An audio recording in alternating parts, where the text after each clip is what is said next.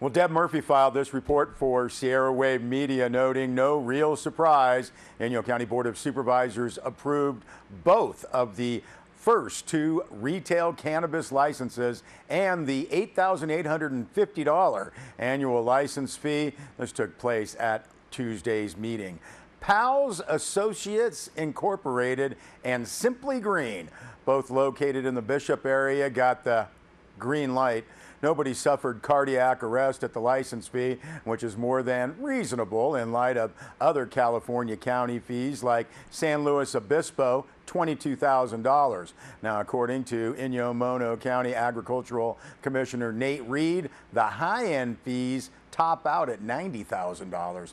Now, since the license fee runs from June 30th through July 1st of the following year, Reed explained that the first of these licensees will pay a prorated fee based on the number of months left in the annual cycle.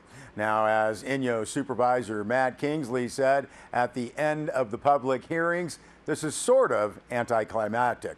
But the fun part of the series of all public hearings was learning about the reproductive activity of cannabis and hemp plants. That information came out during the discussion on restricting industrial hemp growers to indoors to protect nearby cannabis operations. Cross-pollination spells doom for both varieties. Now, hemp growers' primary concern focused on the lower value of the hemp compared to potent cannabis, with a potential price tag between $30 and $50 a pound. The financial burden of building greenhouses would be untenable. Now, according to comments made by both hemp and cannabis growers, they're already dealing with pollination issues. Male plants are generally trashed in preference of females, so all pollination is avoided. According to Chuck Kaiser, growers want all female plants with no seeds. Cannabis grower Nathan Lunn explained the danger of hermaphrodites, a rare occurrence that only happens when the plant is under stress. Feminized seeds are available, and the gender of plants can be determined once the first leaf sprouts, just in case pollen has invaded the premises, he said.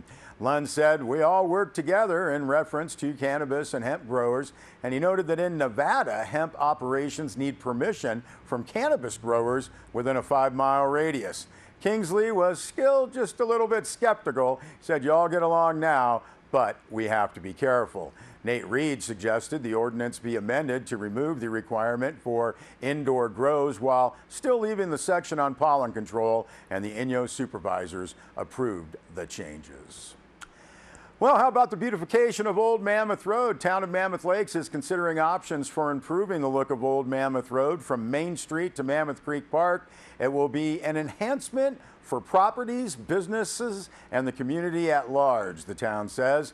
Town of Mammoth Lakes staff and JK Architecture Engineering will host a presentation of different options, relative costs, and how they will function.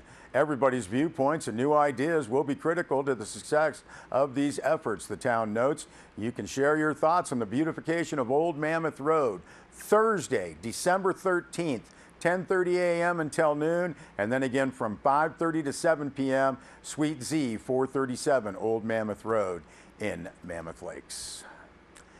Well, brace yourselves. Yes, that's time of year, gulp, and well, you might want to gulp a little leaded eggnog because it's the 14th internationally acclaimed annual Fruitcake Festival. It says here that formally returns to normalcy this December. If you've ever been to the Fruitcake Festival, you know that's not true. On Saturday, December 15th, the gathering for all things fruitcake will take place at the American Legion Hall of the Inyo County seat, Independence, California. The theme this year is a glorious celebratory when you wish upon a fruitcake. The press release notes, allowing for any dreams to not only come true, but to be dressed up suitably in glorious fashion, however you wish, and you'll want to dance the night away into the wee hours. Evening will begin at 6 p.m. with the festival convocation by way of clanging of flatware and the introduction of distinguished guests. Prior to the judging of fruitcake and the much anticipated prize giving for costume and fruitcake, the usual merriment, the press release notes, will unfold, fueled by eggnog and fanciful dancing to specially curated tunes. Now, toward this final aspect of the celebrations, the archival civil defense fruitcake will be unearthed and tasted by some fortunate, I think they forgot the there, attendee. It is said that the fruitcake merely improves with age, 14 years old in this case. Of course, this is a free event. I mean, they could charge $100 a head, but they want to get a lot of folks out there. This is a devotion to all things fruitcake. Plan on bringing one of your own to be judged and/or some eggnog, leaded or unleaded. That's December 15th. It says here, don't be left out. More information, you can email Nancy Masters, nancymass@qnet.com, or give a call to 760-878-8084. It's the Fruitcake Festival. We'll be back with more news